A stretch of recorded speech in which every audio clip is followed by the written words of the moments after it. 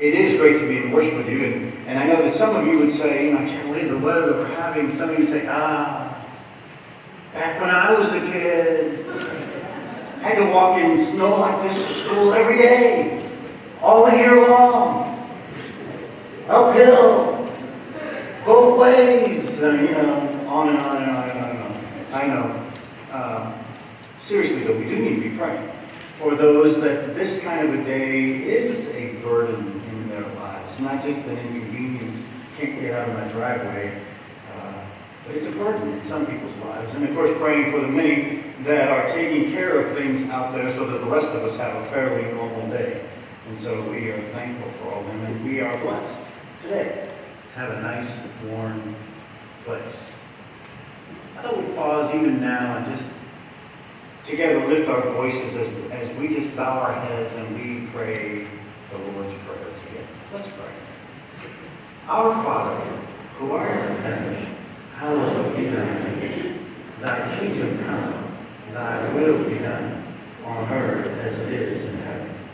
Give us this day our daily bread, and forgive us our trespasses, as we forgive those who trespass against us. And lead us not into temptation, but deliver us from evil. For thine is the kingdom, and the power, and the glory forever. Amen. Today I'm going to be starting a new series of sermons. Pastor Rachel will take one of them a little bit later in the series as well. And in fact, she and I are going to kind of tag team one of the sermons a little ways down the road. But we're going to look and use the phrase, life interrupted. Life interrupted. And maybe the electricity goes off, or other, maybe even more significant interruptions that come our way. And that concept, that little turn of phrase, is going to kind of guide our thoughts as we choose passages from which to preach over the next few weeks. Now, this series isn't about just any interruptions like the electricity goes out of all this type of thing, but about the times when Jesus was interrupted and then seeing ministry unfold and happen as a result of those interruptions. So how would you respond to the question, what is the worst thing about being interrupted? Think about that for a moment. What's the worst thing about being interrupted? What was the first thing that came to your mind?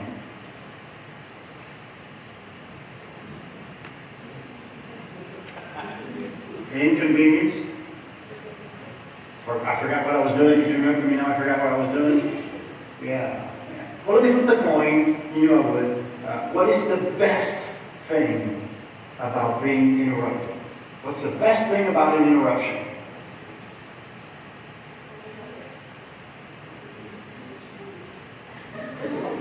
Let's say, no school. Okay, all right. Now, some of you may have sat there and gone, what a crazy, there is no such thing as a good thing about an interruption. There's no best thing about an interruption. I hate to be interrupted. And I don't think you'd be alone if you were to say, honestly, the gut reaction, I hate to be interrupted. I don't think you'd be alone with that thought. Have you ever been in one of those situations where you were trying to carry on a conversation and you were constantly being interrupted? Either by the person to whom you were talking, and you realize just by the look in their eyes, they're not really paying attention to you. They're letting you speak, but they're already formulating what's going to happen next. Or there's the coworker that keeps coming in and out, keeps coming out. Or you got your cell phone that for whatever reason everybody wants to talk to you right now, and you're in the middle of this conversation. It can be very frustrating. There are other interruptions though that aren't necessarily in the middle of a conversation, which is the most common kind of interruption. But they might be right in the smack dab middle of a major project, or of a semester of school, or right in the middle of the road of advancement in your career. What do we do?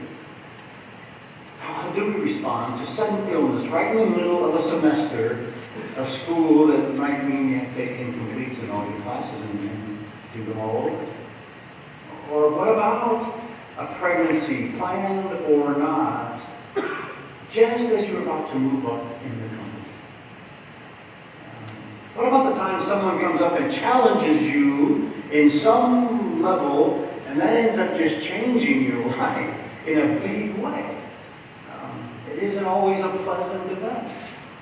Let me tell you, I vividly, and I don't know how more vivid to say the word vividly, remember the day I was interrupted. I was in middle school in Dallas, Texas, sitting in class, and suddenly over the intercom, David Grout, please report to the office. So I do that, and suddenly I'm the center of attention. Not everybody cares, but your friends are saying, "Hey, what's up? What's going on?" So I report to the office and found my father standing there. He had signed me out of school for the rest of the day. I really had no idea what was going on. His car was out in the front circle, kind of semicircle drive of the middle school there. We got in and started driving home. I looked down at the seat next to me, and there were some magazines on the seat. I looked in one corner of one of them, and I could see the little Playboy bunny logo. My heart sank. You see, my mother had found a girly magazine that I had hidden in the house. And my parents knew it was time to interrupt my life. And they did. Can I say there's no more vivid way to say the word vividly interrupted my life? Now, I'm not going to go into the whole conversation of that day, to be sure, but I knew I had disappointed my dad, I had hurt my mother. I was the only boy in a house full of 5 daughters, and I had let each one of them down, though most of them actually didn't even know about this for years to come. Years to come. You talk about life interrupted? Oh my goodness. Now, my school day got interrupted, no doubt about that. But friends, it was a life-changing interruption for me on many levels. Not all interruptions are bad things. Let me pause real quick and just say, if I need to interrupt somebody right now, right here, who needs to deal with the issue of pornography in your life, let me just simply say, let's talk. Let's talk. I want to spend a few weeks looking at some of the times when Jesus' life and ministry was interrupted, and then learn some things that might be life, and view how life-giving ministry occurred or followed after that interruption. So I'll invite you. We're going to read through a very familiar passage. Taking your bulletins, you'll see it there, out of Mark chapter 5. Let me read and put us all back in the middle of this wonderful story all over again. In the middle of your bulletins, you find this scripture there. And when Jesus had crossed again in the boat to the other side, a great crowd gathered around him, and he was beside the sea. Then came one of the rulers of the synagogue, Jairus by name, and seeing him, he fell at his feet and besought him, saying, "My little daughter is at the point of death. Come and lay your hands on her so that she may be made well and live." And so he went with him. A great crowd followed him and thronged about him, and there was a woman who had a flow of blood for 12 years, and who had suffered much under many physicians, and had spent all that she had, and was no better, but rather grew worse. She had heard the reports about Jesus, and came up behind him in the crowd and touched his garment, for she said, "If I touch even his garments, I shall be made well." And immediately the hemorrhage ceased.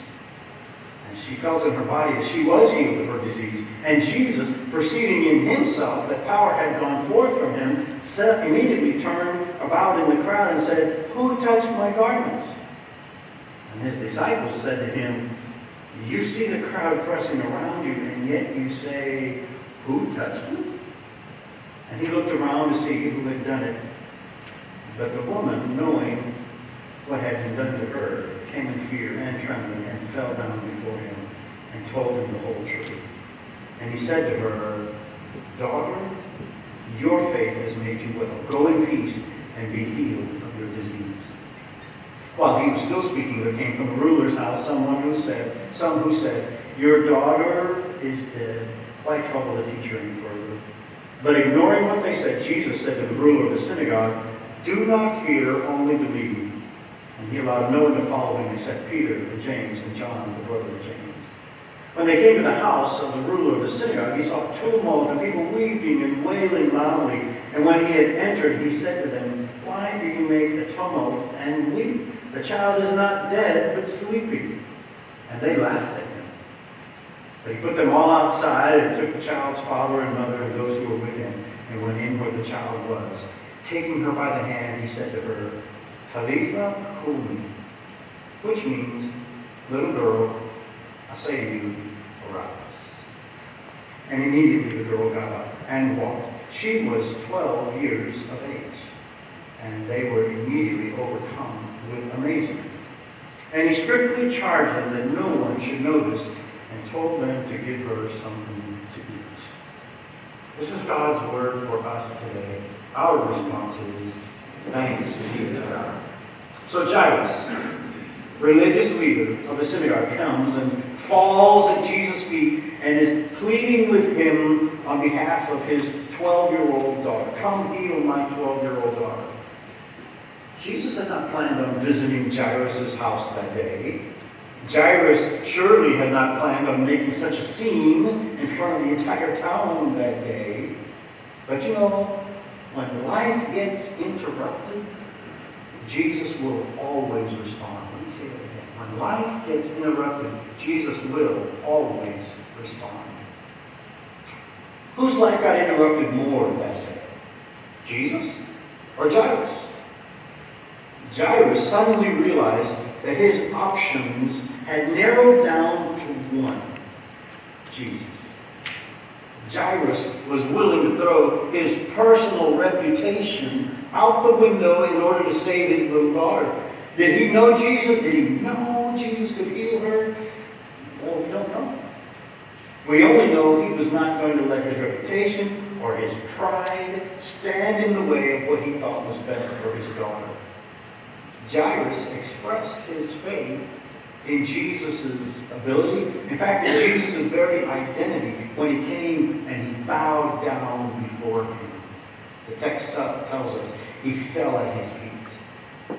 You know, I can pretty much guarantee us that Jairus had never, not once ever before, bowed down to worship at the feet of any other person in all of his life. So off they go. Life interrupted. Let's go. And then an even bigger interruption happened. You know, some commentaries refer to this passage that we read today as the miracle within the miracle. Great story. But you know, for our purposes of this series, what should I call this passage for the purposes of our series? The interruption within the interruption. Yes. Enter the life and the story of this woman who had suffered from a flow of blood for 12 years. Now, we don't know exactly how old she is, but you know, just from a purely physical maturation point of view, we know she has to be at least 25 or older. You've heard this story before. I want us to just slow down a little bit today and just focus in on a few thoughts, a few details. What do we know? Well, we know she is physically at the end of her rope, and maybe at the end of her hope as well. We know she lives in poverty due to the fact that she has spent all of her money on the physicians, and she's even worse for it. The text doesn't tell us, but we know she is ostracized by the community because of her flow of blood. And should not be anywhere near a big crowd of people, because no one should touch her and she should not touch anyone. How long had this woman suffered from this ailment, from this blood flow? Remember how long it was? 12 years. What did she do? She heard about Jesus. She came up to Jesus and she touched Jesus. Imagine, if you will, a big funnel that I'm holding up in front of you. At the top of the funnel, where the mouth is open and big and plenty of space and anything can enter, is the idea of, you know, what people are saying, what people are saying. The news, the rumors that everyone was talking about this Jesus, this rabbi. We don't know how, but somehow she knew Jesus was coming, and she knew Jesus could help her. Draw that funnel in a little bit. She found herself in a crowd where everyone is trying to get Jesus' attention and following along, and for no other reason, we're just going to see what he's going to do at Jairus' house. And there they are. Now, this is not a hostile crowd by any means, but they are not going to just part open and let this lady get to Jesus. In fact, they would probably do the exact opposite to make sure she did not get near to Jesus, because then he would be ceremonially unclean for the next 7 days. Now, draw the fun to a point. Much like in Jairus' case, Jesus is the end of that. This woman is not going to be denied, even though it meant squeezing through a dense crowd, but also squeezing through even thicker social and religious restrictions to reach out and touch Jesus. On the way to healing Jairus' daughter, Jesus gets interrupted and an incredible ministry happens. Oh my goodness. When she reached out and touched Jesus' robe, the hem of his garment, as sometimes we hear that expression, he touched his robe, her flow of blood stopped immediately. She was healed, and she knew it. But you know, Jesus knew something had happened as well. You know, not every interruption is a bad thing. Have you ever had the opportunity to be in a marketplace in a third world country? There are just people everywhere. You're being pushed and shoved, and noise and sounds and smells. Maybe you've had that experience. Or maybe you've had the experience of being the last person, or maybe the next to the last person getting on the subway at rush hour in a really big city. Or maybe you'll just remember that picture that we all stay up. Why do we stay up and watch that? I don't know. We all stay up and watch this crystal ball fall down out of the sky. And then they're always panning the crowd. And you just think to yourself, personal space? No personal space. It is just how many people can I cram into one block? Millions will be there. You're not worried about being touched. You might need to worry about being robbed, but you're not worried about being touched. And Jesus asked, who touched me? And the disciples just sort of stare at him. Really, Jesus? They just look around. Who touched you? One thing we learn from this moment in Scripture, is the truth that Jesus knows the difference. Jesus knows the difference between people who just kind of sort of want to hang around the edges of the message of salvation and people who genuinely want to experience salvation. Jesus knows the difference. He knows the difference between a curious crowd and a desperate soul. He knows the difference between the crush of people and the touch of faith. Jesus knows the difference. Where are you in that picture? I remember flying into Mexico City a few years ago, and as you make that flight, the last 20 minutes or 25 minutes of the flight, incredibly enough, are over the city. That's how big the city is. You're flying over the city, you are literally flying over more people than in all of Kentucky, and Tennessee, and Indiana, and Alabama combined. You're flying right over them. And I think I remember wondering to myself, God, let's just say half of them are praying to you. How do you know? How do you know?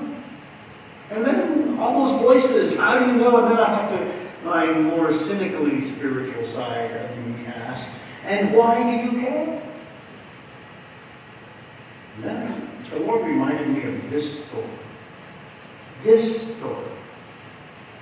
And he said, be sure to always let people know, I do, I do listen, and I do care.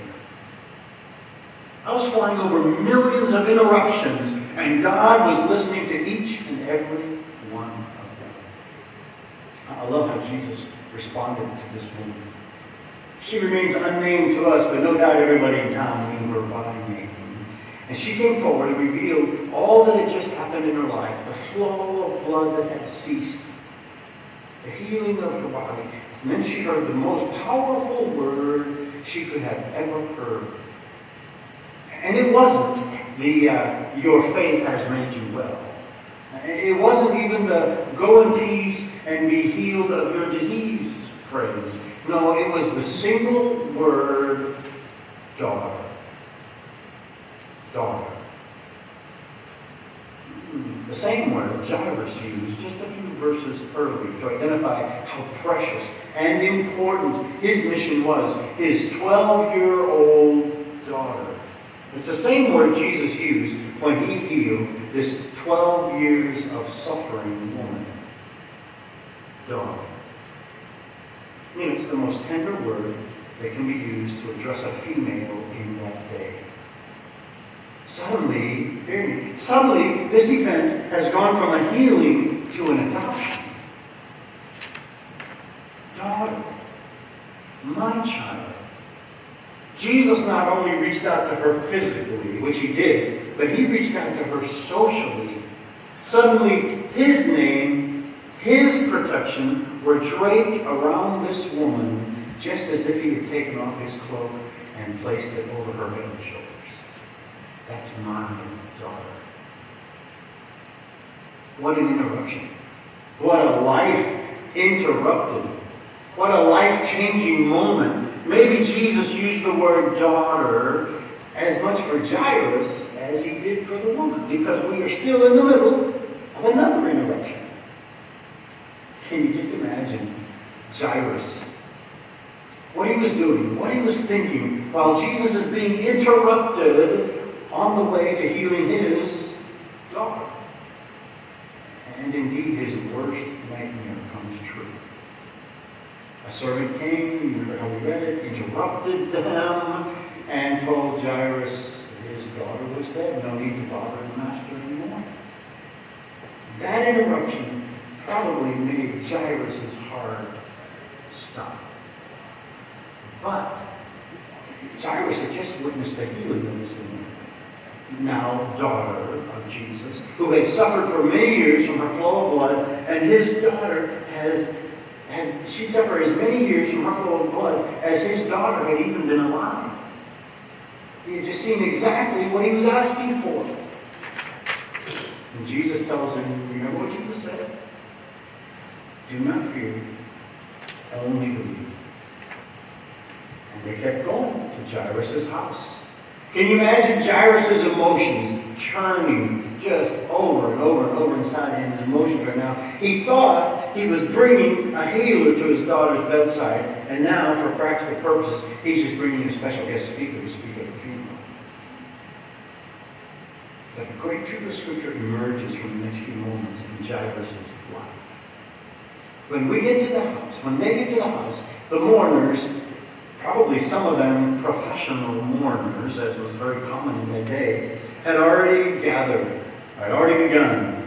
They were making sure through their weeping and their wailing that Jairus' family was mourning in a proper and sufficient way to be sure to tell the entire community, that the entire community would know how precious this daughter was to them. And Jesus interrupts the mourners to tell them to stop. The girl's not dead. She's only sleeping. And what do? They laugh at him. They scoff at him. You're a great preacher, but we know dead in this town. And we see dead, we know dead. They try to set the agenda. They tried to set the agenda for Jairus instead of listening to Jesus' agenda. What had Jesus said to Jairus? Again, do not fear, only believe. Something we see in the story is that if we take a step towards Jesus, if we are willing to reach out to Jesus, Jesus will stop and respond. And that's wonderful to see and to know. But just as powerful and maybe harder to grasp is the fact that when Jesus stops and listens and cares and makes a difference in a person's life, he then expects that person to step up and respond in faith to the call that he places on his or her life. Suddenly, Jairus has to make a decision. He now has to stand up in front of the entire community and say he is going to follow Jesus and not the community. The community is telling him that his daughter is dead. Jesus is telling him, do not fear, only believe. Jairus had to decide. Listen to the crowd and common logic and community pressure, or obey and trust and follow Jesus. You've been there too. Jesus can turn every interruption into an expectation. Into an expectation. Jairus chose Jesus. And his daughter is healed. Jesus kindly and gently tells her, little girl, get up. Get up. You know, the more I thought about this, the more I realized that little girl's life got interrupted in a big way that day as well. Not every interruption is a bad thing. In fact, some interruptions are not only good things, they are very definitely God things. Could it be that today is the day someone here needs to just simply reach out, touch Jesus, to claim healing or forgiveness or restoration in your life? Because Jesus does listen. And Jesus does respond. Because, very simply, Jesus does care. Is this the day that you need to surrender some bad habit to Jesus and let him begin to take it away from you? Even if, you've been at it for, say, what, I don't know, 12 years maybe? Or more? And Jesus can heal that. No matter how old or how young you are, Jesus can call you daughter or son and adopt you into the family. So as we end the service singing once again, if you'd like to just pray a prayer of surrender, pray a prayer of I'm willing for my life to be interrupted by Jesus. Today's a day that I need to reach all the way through the pressures of my life and touch that garment. Ask for forgiveness, salvation, healing, restoration, or anything else. Can I simply say, you are invited. I'm going to be standing right here. You're invited to come down. Let's pray together. Or right where you are. Just build an altar right where you are and pray. But let's pray together right now. Lord, we ask that you would help us, that you would guide us, that you'd give us strength, that you'd help us to be the people that we're supposed to be. And more than anything, Lord, would you allow us the privilege of hearing you say, I'm here to interrupt your life. And so, may we be open to the interruptions of this day. May we be open to the interruptions that are God things in our lives. Lord, may we hear your call today. Daughter, son, the invitation to be adopted into the family. We love you and we thank you. And we pray these things in Jesus' name.